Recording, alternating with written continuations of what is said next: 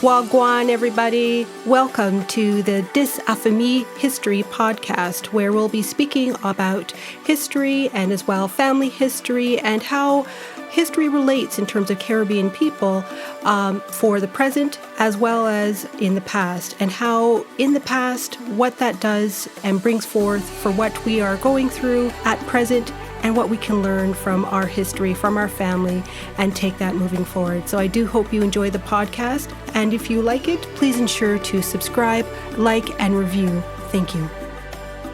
Welcome to Dis Affamie History Podcast with your host, Wendy Aris. Today's guest is Michael A. Henry, someone whose passion for cultural heritage and community storytelling sits at the heart of the work he does. Based in South Florida, Michael brings together a professional career in financial services with a deep and intentional commitment to preserving history, especially histories that are too often overlooked. Through his fellowship project, Michael is collecting oral histories, migration stories, and cultural artifacts that center Indo-Jamaican experiences and culture. His work recognizes that within the broader Caribbean and South Asian diasporas, there are communities whose stories remain underrepresented, even invisible. By documenting these narratives, Michael is helping to broaden conversations around the South Asian American diaspora, ensuring that minority subgroups are seen, heard, and remembered. This is about memory, movement, identity, and belonging, and about the power of storytelling to expand how we understand diaspora and heritage. So, let's have a listen and enjoy the episode. So much, Michael, for coming on to the podcast, Dis Affamie History, and for speaking about Indo-Caribbean identity, especially in Jamaica. So before we start, can I just have you just do a brief introduction of yourself? Thank you for having me. So my name is Michael Henry, and I'm a Jamaican American cultural heritage researcher, and I am based in Miami, Florida, and Kingston, Jamaica. And the work that I do focuses on researching the history about Indians in Jamaica and some of those untold stories using either genealogy records or archival records just to tell those stories. Perfect. No, thank you so much for that. And to start, would you be able to just share a bit of your own genealogy and how it inspired your research into Indo-Jamaican identity? Yes. So I'm Jamaican, and I often tell everyone I'm Jamaican. And they're like, well, were you born in Jamaica? And I was like, no, I wasn't born in Jamaica, but I'm still Jamaican. And part of that for me is I grew up in a Jamaican household. So both of my parents are Jamaican. They were born in Jamaica. And my mother's parents live with us. So when you're raised with Jamaican grandparents, I feel as though you get a very strong sense of your Jamaican-ness because grandparents have a very particular way about them and like their sayings and their doings and how they like to raise their children and their grandchildren. So for me, that created this strong Jamaican identity. However, my mom is Indian. Both of her parents are, 100% ethnically Indian. And that was always curious to me because that's different than my dad. My dad is Jamaican, but he's Black.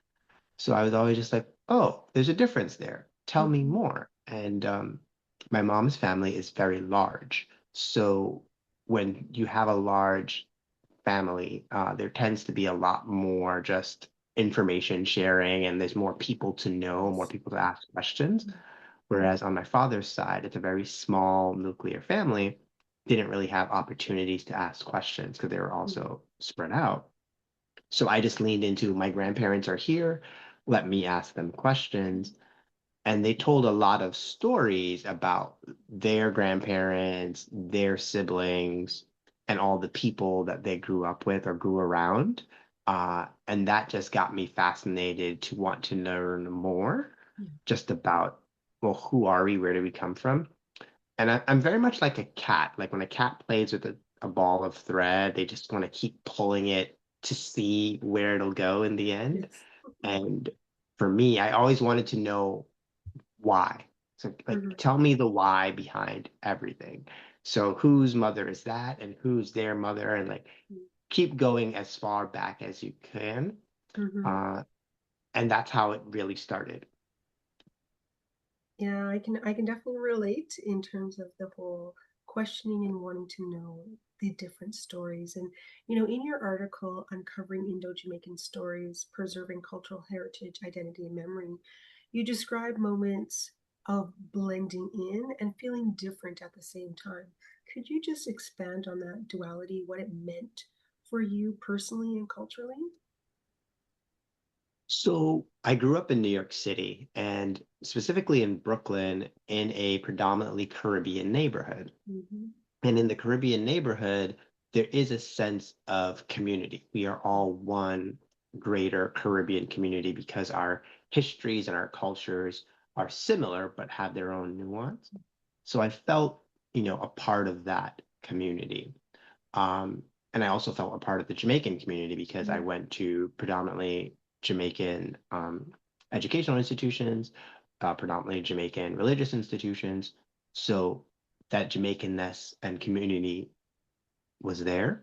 Mm-hmm. However, growing up in a Indian household where a lot of the food, the culture, the music is Indian, oftentimes I would only see that and experience that in the home. So, that's not something that you would see very prevalent out in the community.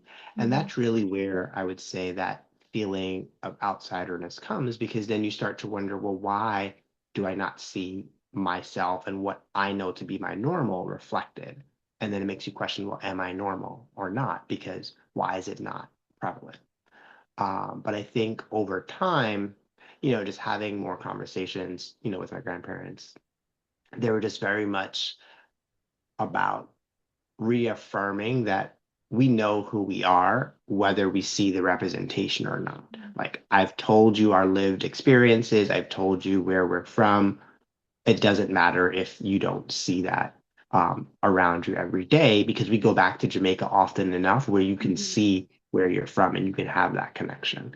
And I think that helped me to understand the duality, that you can be a part of multiple cultures, but you may not see all of that represented at all times. Absolutely. And I just want to go back to the fact that you grew up in Brooklyn, surrounded by a mix of Caribbean and diasporic influences. What does the neighborhood mean to you and how it shaped your sense of belonging? Yeah. So I think that mindset that my grandparents had about like just reaffirming our Mm-hmm. identity and our history and where we were from was common in the community because it's a predominantly Caribbean community.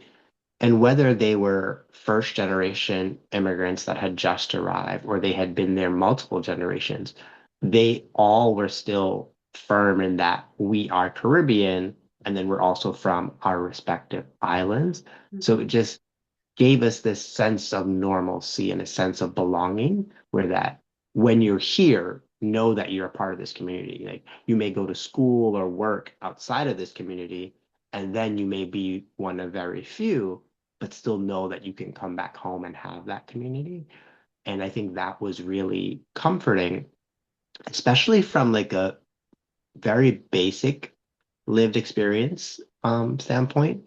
When I moved out of the community, that's when I realized, like, oh, some of the things that I took for granted, like specifically like grocery shopping, if you go into a non-Caribbean community, just having to explain what certain products are or why you need them becomes a little bit challenging because some people may not have a frame of reference because they may not know anything about Caribbean culture or things like that.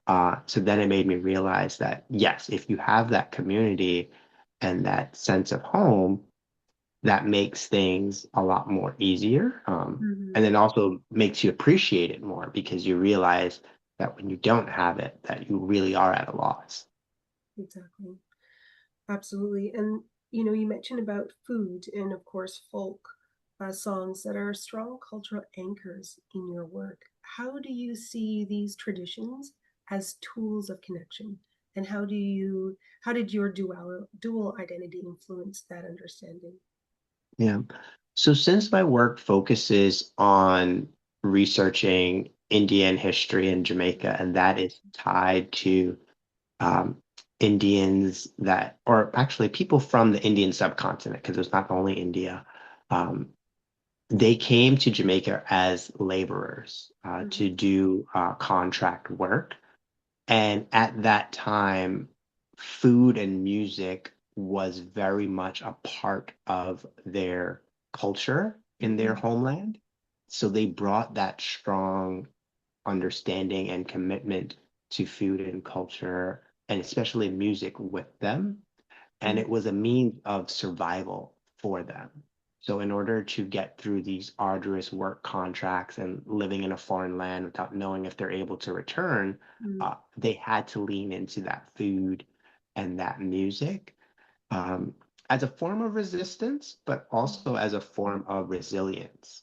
And I think in my own family, that came true a lot as well, where food and music was used as resistance, but Mhm. also as resilience. And specifically, I think the resilience part that I resonate with is you find this common, I think, in other cultures as well, where people use music to tell stories, but also they use music to sort of soothe any pain they may be feeling while they're doing a hard task. Mhm. And that was just something that I really appreciate that my grandparents listened to the Indian folk songs daily. So I just have a strong love for the music because it's like a lullaby. I grew up hearing it every single day, so it's going to give me like an emotional response. And also, I find that there are so many memories that I have attached to those songs because they've been a part of my life for so long. And I really appreciate that. Mhm. But being curious, hearing those songs, I would always want to know more about, well, what does this song mean? Or do you know who sang this song? Like, had you met them before? Mhm. So asking those types of questions, and that's where it was explained to me the importance of the song, where my grandparents didn't always know the meanings of the songs, Mhm. but they knew the importance of the song or what the songwriter was trying to convey. Mhm. And to them, it was important that the songs live on, which is why they continue to play them, just to sort of honor that legacy. And I think that continues to live on with me, where, there's certain days of the week where I was like, you know what? I want to hear some of these folk songs. Let's just play them, especially when I'm cooking. And I think that's also a connection point where music and food can go well together. And they have a lot of interlocking connections where people feel the need to play music while they're cooking, or at least the Jamaicans that I know, they love play music Yeah, and cook. absolutely. And Michael, the term coolie appears in historical and, of course, contemporary discussions. Could you define what it means and why it carries such a negative connotation today? Yeah. So the word coolie is a very controversial term. Yeah. Um, and it is also a historical term. So it is not a new term. It's been around for centuries, and it is rooted in Indian languages, and it is a term for a laborer. And given that it's the term for a paid laborer, um, but also the stratification of Indian society, where there are usually different levels to where you fall in society called the caste system Mm. based off of the role that you perform. If someone is a paid laborer to, let's say, move luggage, which was a common one in South India, you were a coolie if you basically carry the luggage on the train platforms, you are seen at the lower end of the social hierarchy.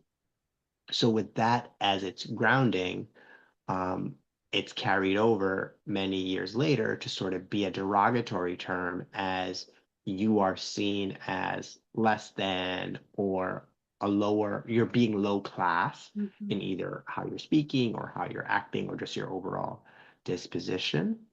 Where the term comes from, However, there is and there has been a movement over the last couple of years to reclaim the term.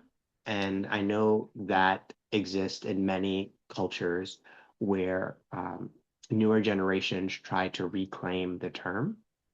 And part of that reclamation of the term is while it has derogatory beginnings, in spite of that, as a people who were in these roles, we defied all odds and we have survived a system that was set up for us to fail. And because we've survived, we should feel empowered to reclaim the term as a form of resistance to say, look how much we've overcome. Um, but again, for certain generations, that logic or that way of thinking may not work for them. Because I know specifically my mother and my grandparents, it was used very derogatorily towards them. And oftentimes it came with violence, right? Mm. So if something has a violent connotation, it's a lot harder for people to want to reclaim it in a positive light because there's just so much hurt behind it. Um, so I think that's where we are with that word. And, there's always going to be multiple sides, multiple thoughts around it. I don't use it as much in Mm. my research, but I do find it a lot in my research because when you look at historical documents, that is how people were called by Yeah. the official government. So you'll see it written on records. So when it's something that I'm transcribing from an official record, then I will use it and just note that's what was used at the time. Yeah, and it's a term that's on the books in terms of law to not use, especially in Jamaica, in terms of that word, coolie. Yeah. And how would you then define, Michael, Indo-Jamaican identity in the present context? And that's another interesting term that can have multiple meanings depending on your audience. So the work that I do focuses on the diaspora. So I focus on people who are of Indian descent from Jamaica, who primarily no longer live in Jamaica because they've Mm. migrated. Yeah. So in that sense, Indo-Jamaican is anyone who is of Jamaican descent that has origins in the Indian subcontinent that came as an indentured laborer. So your descendants would have arrived between 1845 and 1916, specifically on an indentured contract. Now, when you're in Jamaica and you want to use the term Indo-Jamaican, it can have two meanings. It can have Mm. the same meaning around the indentured descendants, but also there's been a large migration of Indians to Jamaica who have been there generationally, sometimes three, four, five generations as well, but they came under different circumstances. They may Mhm. have come as, educated doctors, lawyers, or merchants, but because they've been there for so long, they are Jamaican as well. Some of them are born there, obviously. So it depends on the audience. Mhm. And I like to focus on the Indo-Jamaican definition for my work, which is people Mhm. that are of indentured descent. Yeah. But I do want to be mindful that there are Jamaicans of Indian descent who do not have an indenture history or background, and like that individual history is also important and valid.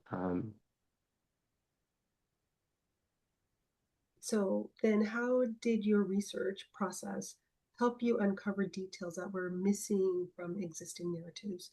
Were there discoveries that kind of reshaped your understanding of Indo-Jamaican history? Yes, so I've spent a lot of times in the Jamaican archives in Spanish Town looking at the ship records. So the archive maintains some records of all of the passenger list of the people that came under these indenture contracts. They also have the indenture contracts. And I think what was interesting to me was uncovering things that I did not learn in history Mm, because this part of history isn't taught, yeah. and the number of books out there specifically about Jamaica are very limited. Um, I knew the contracts for the workers were 5-year contracts, so you were expected to work 5 years. But also, after you'd worked your 5 years, you had to live in Jamaica for additional 5 more years before you would be allowed your entitled passage to return back to India. And I found that to be a little bit harsh, if you would say, Mhm. because it 10 years is a long time to be away from home. Uh, but you're only guaranteeing work for 5 years. So for the other 5 years, I'm on my own to figure out work in a new country where I may not know the language. I don't have any networks. Um, but also, I found not a lot of instances, but instances where people were released from their contract.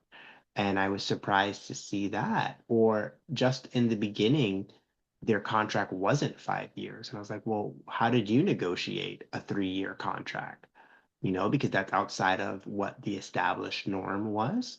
Um, so those were some of the stories that were uncovered that were surprising. But I think the biggest one I found most recently was I've been trying to identify Indians that may have returned to India so we can talk about those stories. And the common understanding that's been written about is many that returned were destitute. They were Mhm. sick, infirmed, and destitute, but they were entitled to go back. So they sent them back. And I have read reports in India where the Indian government complained about the indentured laborers coming back being Mhm. poor and destitute, and the government not wanting to have to put them up. So I was just like, well, was that everyone? Like, were there people Mhm. that did go back that were rich? And I did find someone that went back. This person went back in 1926, um, but they had actually arrived in 1905. So they spent Wow. 20 years in Jamaica. And when they returned back to India, this per the way the return ships work is you have to check all of your money that you're bringing with you and lodge it with the ship captain. And then upon arrival, the ship captain will then give you back your money, Mhm. just so they have an official recording. If the ship goes down, how much Yes. are you entitled to, things like that. And this man returned to India in 1926 with 500 pounds. 500 pounds in 1926 funds is the equivalent of a millionaire. Um, so to learn that against all odds, someone was able to persevere and thrive and made that choice of I want to return home, I think that's a story that's worth exploring. Exactly. And I was very grateful to see it. I don't know where he worked for the 20 Mhm. years or what he did, but clearly it was enough for him to amass that wealth. And also, this person went back to India with their Jamaican born children. So that's another thing that's interesting to me Mhm. is what does that integration look like for these children? And I'm assuming their mother was another Indian, but if their mother was not another Indian, Mhm. what would that mean for acceptance in India? Yeah. So there are lots of stories that are there in these archives, but if we're not spending the time to read through them and to dissect them, then we'll never know. And I think that's where my passion lies, is just trying to tell those untold stories. Yeah. Um, and I think that will really be empowering to many people. I couldn't agree with you more on that because there are a lot of untold stories, and there's a lot that is not told in any books or being learned or taught or discussed. So, when researching your family tree, um, it can be deeply emotional. What were some of the feelings or memories that surfaced for you during this process? So I think for me, it was a full range of emotions. There's a lot of excitement in the beginning because Mhm. you are excited that you want to uncover something. Um, so excitement is there. But then there's this feeling of like frustration because the record keeping is not pristine, it's not systematic, things vary across parishes, across timelines. So you get frustrated because you may have an oral history from your family of when someone was born, and you go to look for when they should have been recorded, but they're not recorded. So then now you're having to like pivot and figure out a new strategy. Um, but then there's also anger Mm. because there were instances where I uncovered newspaper reports of my family being robbed. And the the family member chose to pursue it in court, and it was published, the court proceedings were published in the Yes. newspaper. And just the commentary from the prosecutor towards my family member was just very derogatory and very insinuating that nefarious activity was at Mhm. play.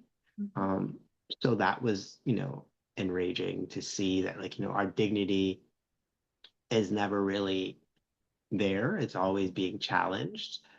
So it's a full range of emotions. And I think that's something you have to be prepared for when you do um, any type of genealogy, and also expect disappointment. Mhm. Um, for years, I went on a quest to find, documentation for my original Indian ancestor, at least one of them, right? I finally found it, but I was disappointed because I only found a name on a ship with their age. I didn't Mhm. find an immigration pass, so I don't know where in India they're from, assuming they're from India, right? Yeah. They could have been from any far-flung place at the time. They just happened to leave from India. So disappointment is another emotion. Mhm. No, I mean, what you said is just is so true on so many levels because family history or genealogy is given as such as just a regular pastime with that there's no emotions connected to it, when in reality there's a lot more of the up and downs throughout that whole entire process. And would you be able to share some of the, I guess, the databases or archives that you found to be the most useful in your genealogical research, especially for others that are tracing Indo-Caribbean ancestry? Yes. So I think if you have the privilege to go to the Jamaican archives in Spanish Town, Jamaica, that is a primary source because that is the official indenture collection, is what it's called. That would have the the ship records and the passenger list and the indenture contracts. Mhm.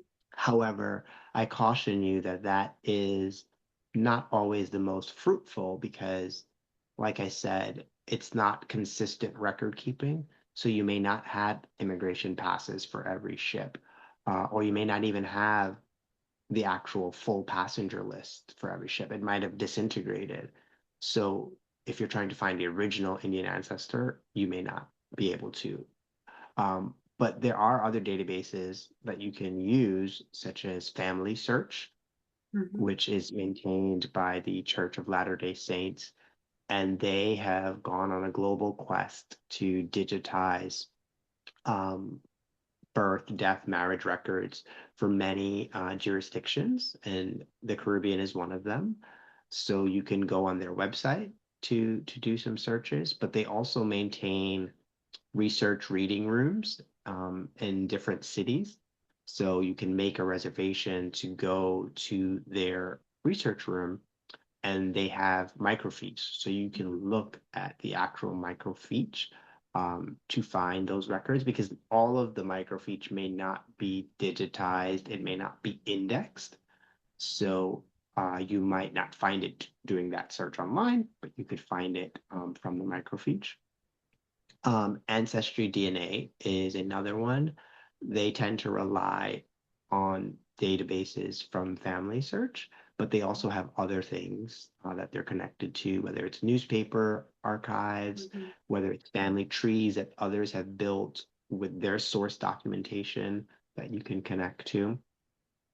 Um, Again, if you're in Jamaica and you have the privilege to go, the Office of the Registrar General, they actually have a genealogy search department where you can go and you have to pay, but you can outline what you're looking for, what period, and they can look through microfiche if they have to look through microfiche, or if they have to look through the actual recorded book, and they can find your information there. But I also think your own family is a good starting point. And I say this with love. Every Jamaican family has a suitcase that has documents.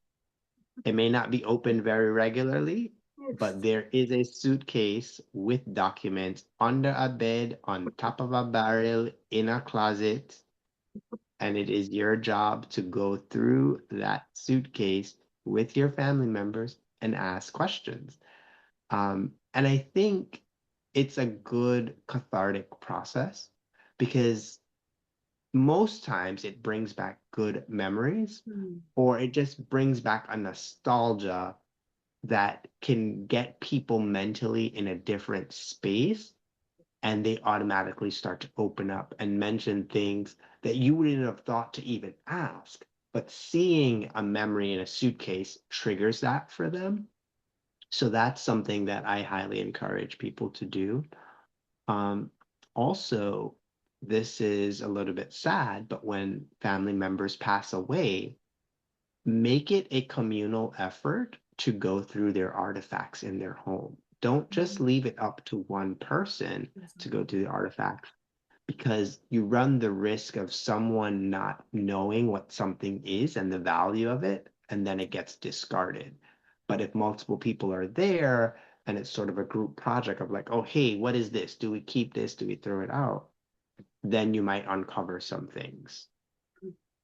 No, and I'm so glad, Michael, that you mentioned about the suitcase because that is so true.